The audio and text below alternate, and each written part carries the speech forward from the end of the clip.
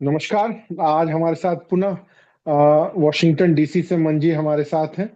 और हम लोग आज पुनः बातचीत करने वाले हैं कि वैश्विक राजनीति के केंद्र में डोनाल्ड ट्रंप की नीतियां किस प्रकार प्रभाव उत्पन्न कर रही हैं। जैसा कि आप सभी जानते हैं कि टैरिफ संबंधी नीतियों की घोषणा से पूरे वर्ल्ड में एक टैरिफ वॉर की स्थिति आई है। भारत भी उससे बुरी तरह प्रभावित है और दुनिया के सभी देशों के साथ साथ भारत का शेयर बाजार जिस प्रकार लड़खड़ाया है और कई तरह की जो आशंकाएं जन्म ले रही हैं, उससे दुनिया भर में चर्चा का केंद्र में रहा है यह टैरिफ वॉर। और टेस्ला को लेकर भी कई तरह की न्यूज आ रही हैं। और सबसे बड़ी बात है कि अमेरिकी राष्ट्रपति के निर्वाचन के बाद से जो एक ट्रंप 2.0 को लेकर के माहौल बना था, उसमें भी कई तरह की तब्दीली दिख रही है। भारत के आज सारे अखबारों में ट्रंप की आलोचनाओं से भरी पड़ी हुई हैं। और ट्रंप की जितनी आक्रामकता या उनके प्रति जो एक डर और भय और जो आशंकाएं जन्म ले रही थी, उनका आज मटिया मेट होते दिख रहा है। कुल मिलाकर के निष्कर्ष रूप से कहें तो ट्रंप की नीतियों के ऊपर संशय के बादल आज भी मंडरा रहे हैं। हम आज इसी मुद्दे पर बात करेंगे कि पूरी दुनिया के अखबारों में, मीडिया जगत में ट्रंप की नीतियों को किस रूप में देखा जा रहा है। क्या दुनिया सचमुच उनसे डरी हुई है, या दुनिया उनके लिए जग हंसाई का लिए एक पूरा माहौल तैयार है। भारत में तो उनकी जग हंसाई का माहौल तैयार है। चीन उनको एक प्रत्युत्तर में जवाब देने की भूमिका में है। खुद अमेरिका के उद्योग किस प्रकार चीन की भूमिका से डरे हुए हैं। और टेस्ला, या ये कहिए कि मस्क की विरोध खुद ही ट्रंप के मंत्रिमंडल से कैसे शुरू हुआ। इन्हीं सारे मुद्दों के ऊपर बात करेंगे कि ट्रंप, टैरिफ और टेस्ला और चीन की घुड़कबंदी से वैश्विक राजनीति और भारत की राजनीति किस प्रकार प्रभावित हो रही है, अर्थव्यवस्था भी। स्वागत है मंजी आपका। और आप इन सारे मुद्दों पर क्रमशः क्रमबद्ध रूप में प्रकाश डालें। धन्यवाद सर। अ, सभी दर्शकों को नमस्कार। पिछला हफ्ता हम सबने देखा कि दुनिया भर के स्टॉक मार्केट किस तरह से लालम लाल रहे। सब जगह स्टॉक मार्केट में भयानक उथल पुथल रही। चाइना, हांगकांग, इंडिया, जापान, सबके स्टॉक मार्केट में लोअर सर्किट लगने की आशंका भी बनी रही। अम, रिकॉर्ड गिरावट देखी गई, और ये सारा, इसका जो मूल कारण था वो ये टैरिफ वॉर ही था। डोनाल्ड ट्रंप की जो टैरिफ वॉर थी, उसने व्हाइट हाउस का, आपने देखा होगा पिछले हफ्ते उन्होंने बाकायदा एक चार्ट बनाया था। उन्होंने दुनिया भर के रीजन्स को, दुनिया भर के देशों पर टैरिफ लगाए थे, मिनिमम 10% टैरिफ लगाए थे। और हम्म। बाकी भी लगाए थे। चाइना का अपवाद छोड़ दें तो आई थिंक श्रीलंका था टॉप टैरिफ लेयर में। इंडिया का 26% था, पाकिस्तान का 29% था, और वियतनाम का था काफी अच्छा। लेकिन ले देखे सबकी, पूरी दुनिया में एक ही सवाल था कि इस टैरिफ से दुनिया भर के स्टॉक मार्केट किस कदर प्रभावित हो रहे हैं। तो ये बात तो हम्म। आप सबको समझ में आ जानी चाहिए कि अमेरिका में जो कुछ होता है उसका असर पूरी दुनिया में होता है। आप इस चीज को डिनाई नहीं कर हम्म। सकते। अमेरिका सबसे बड़ा मार्केट है। दुनिया भर के बने हुए गुड्स का सबसे बड़ा मार्केट अमेरिका है। और अमेरिका में आने वाले जो इनकमिंग गुड्स हैं उसका 23% शेयर चाइना का है। 23%। 23%। तो आप ये समझ लीजिए, अगर अमेरिका में जितने भी सालाना, जितने भी वैल्यू के गुड्स आ रहे हैं, 23% अकेला चाइना सप्लाई कर रहा है। अब इससे पहले ये ट्रम्प ने क्यों किया, इससे पहले एक इतिहास में थोड़ा सा समझाते हैं कुछ। 1870 से लेके 1912 तक अमेरिका में इनकम टैक्स नहीं होता था। अच्छा। ये गोल्डन पीरियड कहा जाता है अमेरिकन इतिहास में, कि ये इस टाइम अमेरिका की एक पॉलिसी थी, रेसिप्रोकल टैरिफ। मतलब जो देश हम पे जैसा टैरिफ लगाएगा, हम उतना ही टैरिफ उस पर लगा देंगे। और उस टैरिफ से अमेरिकन सरकार को इतनी कमाई हो जाती थी कि यहाँ के नागरिकों से उसे टैक्स वसूलने की जरूरत नहीं थी। बिल्कुल। तो ये गोल्डन पीरियड था, ये रेसिप्रोकल टैरिफ था। उसके बाद कानून बदले, सब चीजें बदलती गई। पिछले 100 साल में इन्होंने टैरिफ बहुत बेयर मिनिमम कर दिया। इसका नतीजा ये हुआ कि यहाँ के नागरिकों से टैक्स लेना शुरू कर दिया। अब जब ट्रम्प हम्म। 2.0 आया है, उसने ये 1870 से लेके 1912 की पॉलिसी को ये वापस लागू करना चाहता है। रेसिप्रोकल। अच्छा। ये रेसिप बात हाँ, ये बात तो यहाँ नहीं पे बती है कि अमेरिका में पहले से ये सिस्टम लागू था, अब उसकी पुनरावृत्ति हो रही है। ये बात हाँ, तो यहाँ के मीडिया में चर्चा में है ही नहीं। हाँ। तो ये ट्रम्प अपने कई भाषणों में कह चुका है कि ये 50 साल का गोल्डन पीरियड था रेसिप्रोकल टैरिफ का, जो हमने लागू किया था, फिर हमने इसे हटा दिया। और हमने बेनिफिट्स बाकी देशों को देने शुरू कर दिए। रेसिप्रोकल टैरिफ आप समझते ही होंगे क्या होता है, कि जैसे को तैसा, जितना टैरिफ आप लगाओगे उतना टैरिफ मैं लगाऊंगा। मतलब आप, आपके सामान जो आप मेरे देश में भेजोगे उस पर मैं टैरिफ उसी हिसाब से लगाऊंगा जितना आप मेरे सामान पे टैरिफ अपने देश में लगा रहे हो। हम्म। अब सिंपल एग्जांपल आप इंडिया का देख लीजिए, जैक डेनियल शराब सबसे पॉपुलर अमेरिकन विस्की है, उस पे मेरे ख्याल से 100% टैरिफ लगता था पहले। जो ओके। अभी जो अभी श्रीमान मोदी जी की यात्रा के बाद आई थिंक 25-26% किया गया। तो अभी जैक डेनियल विस्की के ओके। दाम इंडिया में सस्ते हो गए हैं। तो ये उसने मुद्दा उठाया था। तो इस चलते उन्होंने क्या किया, रेसिप्रोकल टैरिफ लगाया। अब पिछले हफ्ते क्या हुआ उस पर बात करते हैं। पिछले हफ्ते बहुत उथल पुथल हुई, स्टॉक मार्केट खूब गिरा, खूब अप्स एंड डाउन्स देखे। लेटेस्ट अपडेट इसमें यह है कि उसने चाइना को छोड़ के सारे देशों पे जो टैरिफ लगाने की घोषणा थी वो 90 दिन के लिए पॉज कर दिया है। हम्म। तो ये रेसिप्रोकल टैरिफ 9 अप्रैल से लागू होना था। तो 9 अप्रैल से आप ये समझिए मई जून जुलाई, 9 जुलाई तक ये पॉज पर है। टैरिफ लगेगा लेकिन अब 9 जुलाई से लगेगा। इसका इसका उद्देश्य यह है कि अब बाकी जो देश हैं वो हम मुझसे मंडवाली कर लें। सत्तर हम्म। से 70 से अधिक देश अ, सौदेबाजी कर रहे हैं अमेरिका से। सिर्फ दो देश ऐसे हैं जो सौदेबाजी नहीं कर रहे, एक चाइना और एक कनाडा। हम्म। हम्म। चाइना और कनाडा ने साफ साफ मना कर दिया कि हम सौदेबाजी नहीं करेंगे, तुम जैसा करोगे हम वैसे ही करेंगे। अब मैं आपको अपनी हम्म। स्क्रीन पर कुछ दिलचस्प आंकड़े दिखाने के लिए दिखाता हूं, उससे आपको बिल्कुल शायद से। सर। हाँ, सबसे पहले हम बात करते हैं कि चाइना के साथ रेसिप्रोकल टैरिफ वगैरह कैसे हुआ। तो ये एक टाइमलाइन हम्म। है जो सीएनएन ने बड़ी अच्छी बनाई है। मुझे ये चार्ट बड़ा अच्छा लगा था, मुझे लगा कि मैं इसको अपने दर्शकों के साथ जरूर दिखाऊंगा।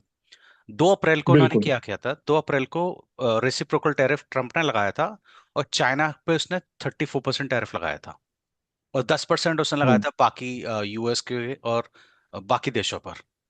तो इसमें क्या था कि 25% टैरिफ लगाया उसने कार, स्टील और एल्यूमिनियम पर, और सारे चाइनीज गुड्स पे 20% बाकी। ये 3 अप्रैल की बात है। जी। उसके उसके बाद फिर चाइना ने क्या किया, चाइना ने पलट के टैरिफ लगा दिया 34%। उन्होंने कहा अमेरिका से आने वाली सारे गुड्स पर हम 34% टैरिफ लगाएंगे। तेल पर, खेतीबाड़ी की मशीनरी पर, कोयले, एलजीएन, एग्रीकल्चर प्रोडक्ट का उन्होंने ब्रेक डाउन दिया, और चाइना ने 34% टैरिफ लगा दिया। ये 4 अप्रैल को। चाइना के सर, चाइना के ट्रेड में अमेरिकन का कंट्रीब्यूशन या अमेरिका का भागीदारी कितना है सर? वो मुझे स्पष्ट आंकड़े नहीं मालूम, लेकिन अमेरिका का मेजर क्लाइंट है चाइना। काफी ओके। कुछ काफी कुछ अमेरिकन गुड्स जाते हैं यहाँ से, काफी तगड़ा बिजनेस है चाइना और अमेरिका के बीच में। तो इसके बाद चाइना ने पलट के 34% कर दिया, 20% का उसने 34 कर दिया। तो बदले में ट्रंप ने क्या किया, ट्रंप ने चाइना का टैरिफ बढ़ा के 30% कर दिया 5 अप्रैल को, 2 दिन बाद। ये ओके। आंकड़े बड़े दिलचस्प हैं। ये एक टाइमलाइन है पूरी। अब आप देखिए, अब इसने 30% चाइना पे किया, चाइना ने 34% पहले लगाया था।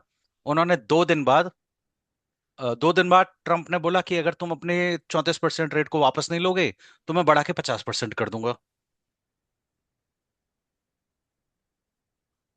चाइना ने वापस नहीं लिया, उसने 50% ऊपर से टैरिफ और लगा दिया। ओके। 9 अप्रैल को वो टैरिफ पहुंच गया 104% पर। एडिशनल 84% इम्पोर्ट्स लगा दिया, सबका टोटल लगा के हो गया 104%। अब चाइना ने क्या किया, चाइना ने बोला ठीक है, तुम अगर हम पर 104% लगाओगे तो हम तुम पे 84% लगाएंगे। तो हम्म। उन्होंने 9 अप्रैल को ही 84% लगा दिया। ट्रंप ने इसके बदले में बोला कि ठीक है, तुम हम पे 84% लगाओगे, हम तुम पे 145% लगा देंगे। हम्म। तो उसने 145% इस पे लगा दिया, और बाकी सारे देशों का उसने पॉज कर दिया पिछले फ्राइडे को। बाकी देशों को बोला मैं तुमसे 3 महीने बाद निपटूंगा, तुम जो टैरिफ दे रहे हो उस पर काम करते रहो। जैसे इंडिया हो हम्म। गया है, बाकी सब देश हो गए। अब इसके बदले में क्या किया, चाइना ने पलट के 11 अप्रैल यानी कि पिछले शुक्रवार को बोला, उन्होंने कि हमारा फाइनल है 125% टैरिफ, और हम इस लड़ाई में आगे हम्म नहीं बढ़ेंगे। हम्म अब आप देख लीजिए आपको करना क्या है और कैसे करना है। तो चाइना ने तो अपने फाइनल टैरिफ बोल दिया 125%, और अमेरिका ने 145% बोला हुआ है। अब इस कहानी में लेटेस्ट ट्विस्ट एक और आया है जो शायद से लोगों को भी पता नहीं है, जो मंडे को पता चलेगा। वो ट्विस्ट यह आया है, ट्रम्प सरकार ने ये ऐलान किया है कि इस 145% में इलेक्ट्रॉनिक गुड्स एग्जेम्प्ट है। मतलब सेल फोन्स, ओके लैपटॉप्स, ये चीजें, इन पे हम टैरिफ नहीं लगाएंगे। ओके और इसका कारण बड़ा स्पष्ट है। जो बड़ी बड़ी कंपनीज हैं, डेल है, माइक्रोसॉफ्ट है, एप्पल है, उनका इतना तगड़ा प्रेशर है, क्योंकि आप ये समझिए अगर ये टैरिफ लग जाते ना, तो जो आईफोन आज हम्म। यूएसए में $1400 का मिलता है वो $2300 का हो जाता। ओके। इतना तगड़ा इम्पैक्ट था। तो उन्होंने ये कर दिया कि हम इन चीजों पे नहीं लगाएंगे। अब इस पर अमेरिका का जो विपक्ष है खूब मजाक उड़ा रहा है कि क्या बकवास की हम्म तुमने, पिछले पूरा हफ्ता उथल पुथल मचाई, और जो मेजर यूएस के कंज्यूमेबल आइटम्स हैं उस हम्म, पे उसको तुमने एग्जेम्प्ट कर दिया। तो ये लड़ाई लड़ी किस लिए? सही बात। तो ये चाइना की जो वॉर है, अमेरिका की और चाइना की, ये दो हम्म देशों के आपस के गुड्स का आदान प्रदान पे जो हम्म टैक्स लगता है उसको लेकर है। चाइना ने तो बोल दिया हम 125% लगा के अब चुप है, हम इससे आगे नहीं बढ़ेंगे, दिस इज द मैक्सिमम। हम्म। अब मिस्टर ट्रम्प उम्मीद कर रहे हैं कि चाइना वाले मुझसे सौदेबाजी करेंगे और थोड़ी सी इफ्स एंड बट्स होगी, हम नेगोशिएट करेंगे, और क्या पता हम इस मामले को वहीं पर रोक दें। अब इसका मेरा जो अंदाजा है, मेरा ये मानना है कि सोमवार को स्टॉक मार्केट बूम करके खुलेगा। उसका अच्छा, का चल सकता है। चलेगा, क्योंकि जो मेजर आइटम्स थे, इलेक्ट्रॉनिक्स, लैपटॉप, सेलफोन्स हम्म वगैरह, वो तो आपने एग्जेम्प्ट कर दिए, उन पे तो कोई टैरिफ नहीं लग रहा। तेल वगैरह, हम्म। जो ऑयल वगैरह की चीजें थी, वो वो आपकी उन पर टैरिफ लगा रहे हैं। तो ये एक टाइमलाइन है जो आपका डिसाइड कर रहा है कि यहां पर चल क्या रहा है। तो टैरिफ वॉर का तो यही एक लॉन्ग एंड शॉर्ट स्टोरी है कि अभी तक यहां पर हो रहा है। उसके बाद यहां पर चाइना चाइना पे जो टैरिफ लगाए हैं वो अमेरिकन किसानों को बुरी तरह से हर्ट कर रहे हैं।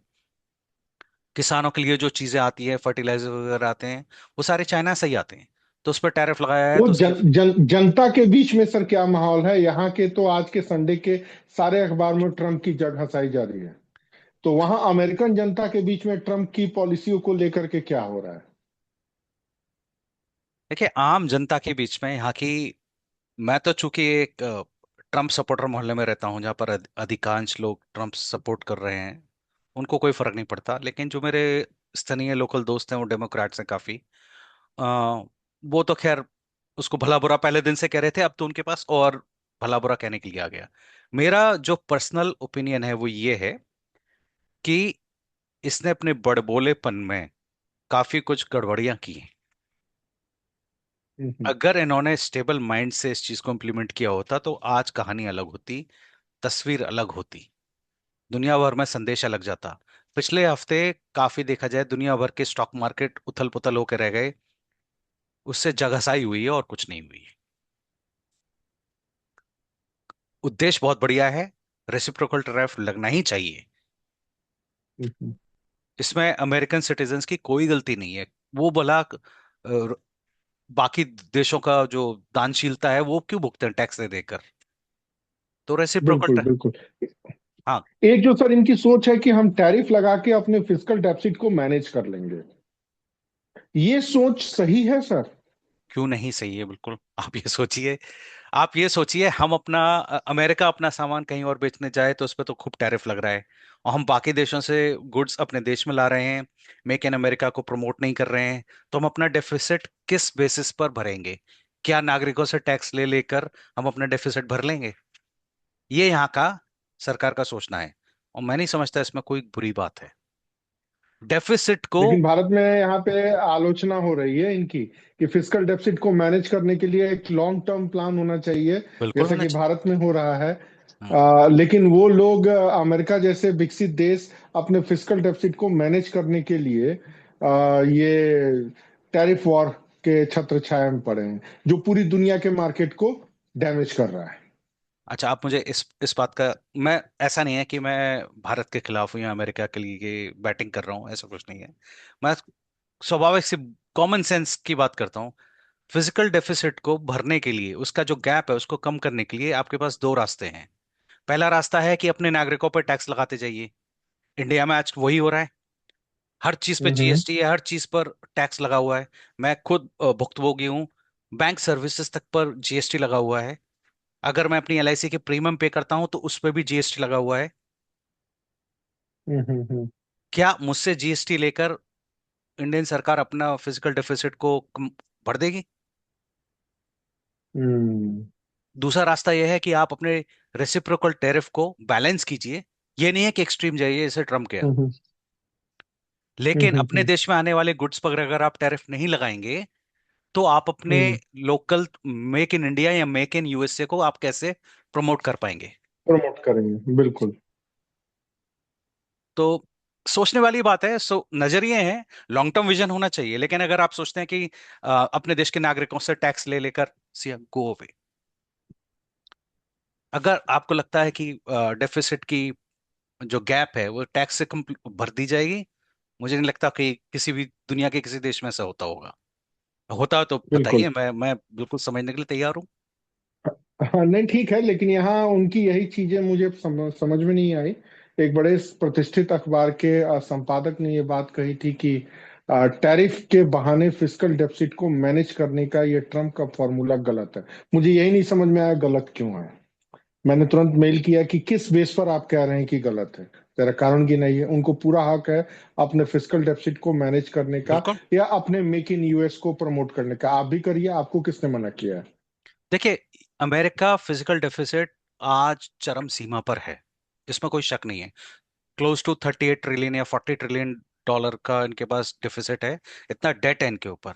अगर ये कदम नहीं उठाएंगे तो आने वाले 5 से 10 सालों में बैंकरप्ट होने के पूरे पूरे आसार हैं देश के, अमेरिका के। तो मरता क्या ना ओके। करता, वो तो है। लेकिन इसमें एक चीज आप इस पे लोग ध्यान नहीं दे रहे। ये अपना फिजिकल डेफिसिट सिर्फ टैरिफ से ही कंप्लीट नहीं कर रहे हैं। उन्होंने ओके। बाकी भी स्टेप्स उठाए हैं, जैसे मस्क की अध्यक्षता में जो डॉज डिपार्टमेंट का काम है, जिसमें वो अननेसेसरी खर्चों को कट किए जा रहे हैं। यूएस एड को बंद कर दिया, उससे कितना बड़ा उनको फायदा हम्म। हुआ है। हम्म। अनावश्यक खर्चे बंद किए हैं। आपको एक दिलचस्प खबर मैं बताता हूं। जो अमेरिकन सुरक्षा कार्य मंत्रालय है, उन्होंने लगभग 300 या 400 बिलियन डॉलर के कॉन्ट्रैक्ट रद्द कर दिए। ये पिछले हफ्ते की खबर है। अच्छा। 300 400 बिलियन डॉलर्स के कॉन्ट्रैक्ट हम्म। रद्द कर दिए। वो कॉन्ट्रैक्ट किस लिए थे? कंसल्टिंग कंपनी डिलॉयट या फिर ईवाई जैसी कंपनियों को ठेके दिए गए थे कि वो आके हमारे एम्प्लॉयज को बताएं कि प्रोसेस को, एक काम को कैसे किया जाता है। प्रोसेस हम्म। ऑप्टिमाइजेशन के लिए ये 300 400 बिलियन डॉलर खर्च कर रहे थे। उसको सारा कट डाउन कर दिया। तो ये सब चीज किसके मद में जा रही है? फिजिकल डेफिसिट के मद में तो जा रही है। आप अपने खर्चे कम करोगे हम्म। तभी तो आपका जो उधार है वो पटेगा। ये तो स्वाभाविक सी बुद्धि है। बिल्कुल। बिल्कुल। तो सर अब वहां के स्टॉक मार्केट तो बूम करेगा, दुनिया के अन्य स्टॉक मार्केट में क्या असर पड़ सकता है हमारे यहाँ, थोड़ा बहुत बताइए। देखिए, बीएससी इलेक्ट्रॉनिक्स, एनएससी कैसे होगा? एक अच्छी बात यह है, इसने गुड्स पर ही टैरिफ लगाए हैं, इसने सर्विसेज पर टैरिफ नहीं लगाए हैं। हम्म। अगर ये सर्विसेज पे भी टैरिफ लगा देता तो मेरे विचार से इंडिया की स्टॉक मार्केट पे और बुरा असर पड़ सकता था। तो गनीमत हम्म। गनीमत की बात यही है सबसे इम्पोर्टेंट, कि गुड्स पे ही टैरिफ और चल रही है, सर्विसेज पे नहीं चल रही है। इंडिया के लिए ये जो इसने शनिवार को जो फैसला लिया इलेक्ट्रॉनिक आइटम्स का रोकने का, अमेरिकन हम्म। स्टॉक मार्केट तो जो S&P 500 है और फेबलेस 7 है, एप्पल, माइक्रोसॉफ्ट वगैरह, ये सब के स्टॉक तो बढ़ेंगे आगे, क्योंकि वो तो एग्जेम्प्ट हो गए। लेकिन इसमें इंडिया का अधिक फायदा होता नहीं दिखेगा, क्योंकि हम लोग इतने हम्म। इलेक्ट्रॉनिक आइटम्स वगैरह अमेरिका नहीं भेजते हैं। अब एप्पल के आईफोन बनने शुरू हो चुके हैं, तो क्या पता उसका असर थोड़ा बहुत देखने को मिल जाए। हम्म। और सर, ये ट्रम्प को लेकर ट्रम्प के मंत्रिमंडल से एलन मस्क का क्या लफड़ा चल रहा है? हमने तो यहाँ कई सारे अखबारों में देखा कि ट्रम्प ने मस्क को निकाल बाहर फेंका। यहाँ के थोड़े न्यूज चैनल भी अजीब होते हैं ना, जो नहीं होता है वो भी दिखा देते हैं। देखिए, एक कोरी अफवाह है। पिछले थर्सडे को कैबिनेट मीटिंग हुई थी, लाइव टेलीकास्ट हुआ था उसका, उसमें मस्क भी बैठा हुआ था। हम्म। तो ऐसा कहना कि उसको निकाल बाहर किया है, ये सब बेफिजूल की बातें हैं। अ, वो अभी भी है, वो डोज डिपार्टमेंट का हेड अभी भी है, वो उसका डिपार्टमेंट अभी भी काम कर रहा है। ये बात अलग है कि मस्क की ट्रम्प के बाकी सदस्य, टीम के सदस्यों से नहीं बनती। ओके। कई सारे लोग हैं जो मस्क के कार्य प्रणाली को सवाल करते हैं, और वो उनको सरेआम उल्टा सीधा बोल देता है। अब हम्म। इसी इसी संदर्भ में मैं मस्क का एक मैं इंटरव्यू देख रहा था कल, जिसमें वो टेस्ला के स्टॉक्स के ऊपर बात कर रहा था। टेस्ला के स्टॉक्स पिछले 15 दिनों में आधे रह गए हैं।